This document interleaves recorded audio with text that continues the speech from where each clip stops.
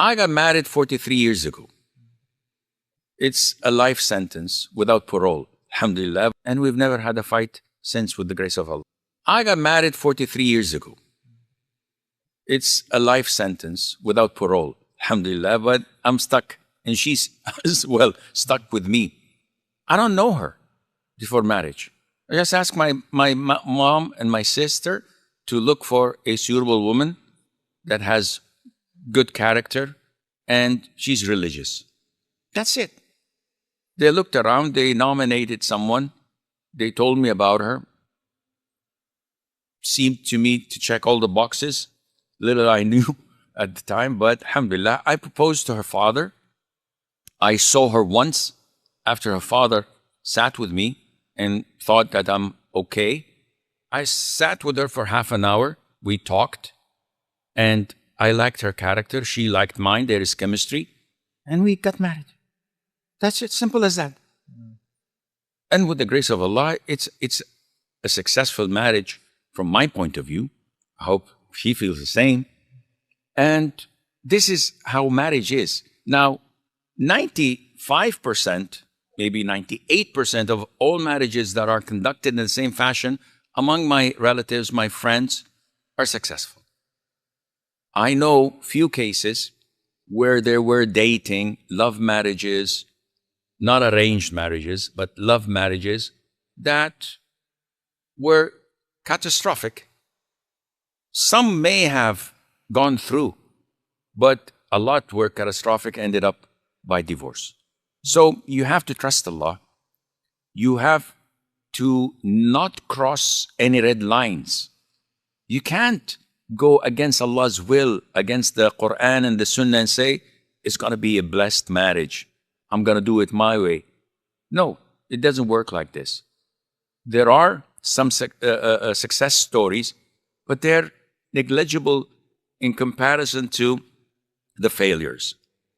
If the father says to you, no, this doesn't go like this, you guys have to go to the movies together, hang out, and maybe have some romance between you. No, this doesn't work. Because I've known boys who've gone through this route and they've met like 20 girls and broke their hearts by having affection and maybe having a bond where the girl thinks that, oh, he loves me, but he doesn't love her back. And in so many cases, the inevitable happens and they fall into a major sin. You can't put fuel next to the fire and say, Ya Allah, I pray that it does not ignite. It doesn't work like this. Some brothers are... It is not permissible at all. I'll tell you why.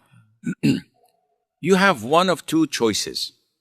Either after 2 months of supervised chit-chatting and meetings, like you've mentioned, either after 2 months they'll tie the knot and they'll get married. That's a win-win. Or there's a possibility that they will discover that there's something they dislike in one another. It might be from his side, it might be from her side. And what will happen is they'll break up. So what's the percentage? If we say it's 50-50, how many times would you allow your daughter or your sister to get her heart broken by this man who was chit-chatting with her over the duration of 2 months supervised chit-chat, and she got attached to him. She was attracted to him, but he's not.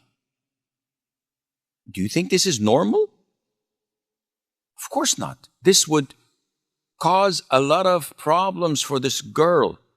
Maybe she will get married a year or two later to someone decent, but the scars caused by these supervised 2 months cannot be forgotten. And maybe that would impact negatively her life in the future as well.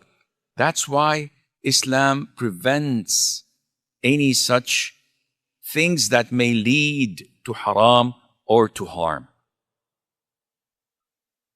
We tend to pardon and find the justification and the excuse for one another. And we've never had a fight since, with the grace of Allah.